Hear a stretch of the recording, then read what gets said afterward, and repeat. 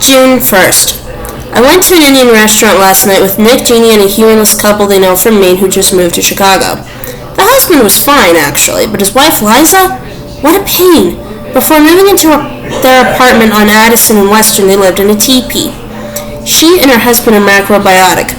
We all met at my apartment after I rolled a joint and some of us started smoking. Impatient Liza said, "I'm sorry, but can we talk on the way to the restaurant?"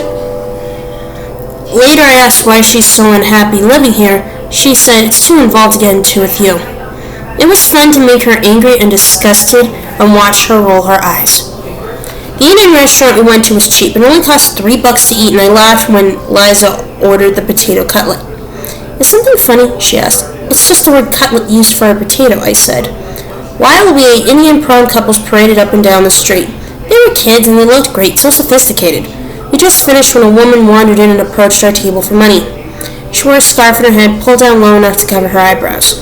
"Are you people familiar with this neighborhood?" she asked, "'cause I'm scared stiff." This stretch of Devon Avenue, in the thick of an Indian neighborhood, is the last place to be frightened. "I've been to the fire station all over," she said. "I was looking outside at these people and crying my eyes out." She rubbed the back of her hands and tugged at her scarf. "See, I got a baby at home and it hasn't eaten all day. I gotta get some formula. The guys at the fire station gave me a couple bucks, but let me tell you, I'm scared. The baby has one diaper left, and see, I'm a waitress. I work 4 days but don't get my check till Tuesday, and I gotta get some formula. I've been right outside this window crying my eyes out."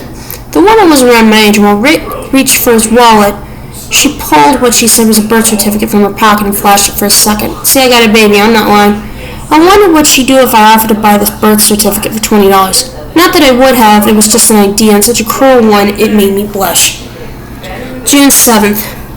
Finally, Amy has moved from Raleigh to Chicago. After she sat shell-shocked on the couch for a week, looking out the window at the horrible neighborhood I'm now living in, I took her to apply for cocktail waitressing jobs. One of the places we went to this afternoon was called the Bar Association. We walked in to find the manager sitting at a table and eating a slice of white chocolate cake. "Here," he said, holding on his fork, "try a bite." We just stood there.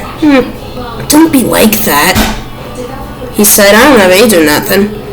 We each took a forkful and told him it was good, which seemed to make him happy. On our way back to the apartment, Amy bought a lottery ticket at Sundrug's.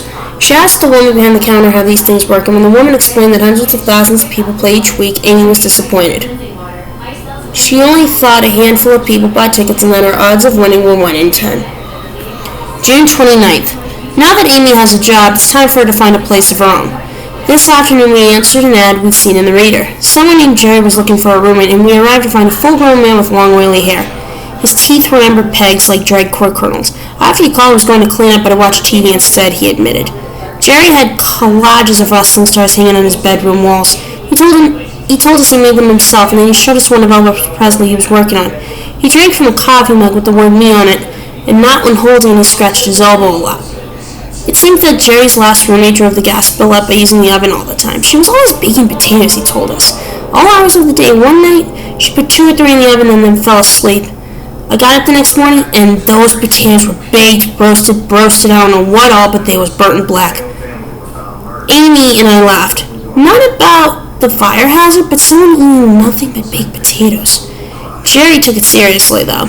The only time he laughed was when talking about a murder that had recently taken place in the neighborhood, so it turned out that whoever it was stuffed the body into a dumpster.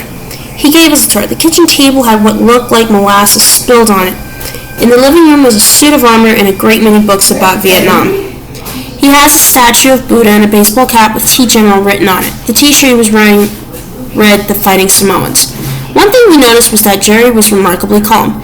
He spoke very slowly and usually with his eyes on the TV.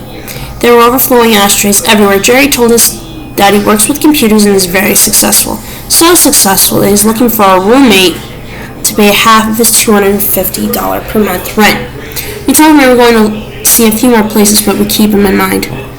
On our way home, Amy told me about a girl in her second city class named Sue, which she spells S-I-O-U-X. Amy was laughing about it at work with a cocktail waitress named Kim, until she discovered the girl had changed the spelling to K-Y-A-H-Y-M-E. "Well, sure," Amy said, cornered. "Kind makes sense, but Sue?"